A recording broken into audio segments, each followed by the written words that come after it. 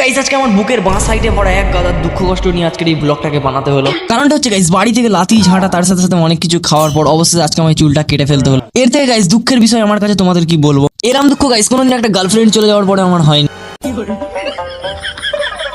Guys আজকে এই বুক ফাটা দুঃখ কষ্টের সত্ত্বেও আমার চোখ দিয়ে এক ফোঁটা জল বেরোয়নি, এর থেকে গর্বের বিষয় আর কি বলবো। তো যাই হোক গাইস আমার এই দুঃখের ব্লগটা নয় আজকে তোমাদের সাথে আমি একটু হাসি মুখে শেয়ার করি। প্রথমত গাইস আজকে সন্ধ্যাবেলা ঘর থেকে লাথি ঝাঁটা খেয়ে বের হওয়ার পর আমি আমার সাথে একটা ফ্রেন্ডকে তুলে নিয়ে চলে আসি চুল কাটতে। এরপর গাইস চেয়ারে বসতে না বসতেই চুল কাটাকাটি শুরু হয়ে যায়।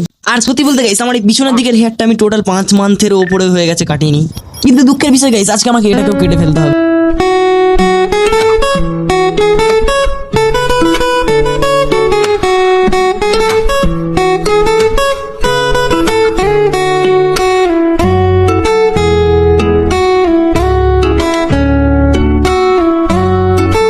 গাইস এতক্ষণ ধরে অপেক্ষা করার পর এটা হচ্ছে আমার ফাইনাল লুক, যেটা সত্যি বলতে আমার একদমই ভালো লাগেনি। তোমাদের কেমন লেগেছে কমেন্টে জানাবে। আর হ্যাঁ তোমরা সাবস্ক্রাইব করতে ভুলবে না।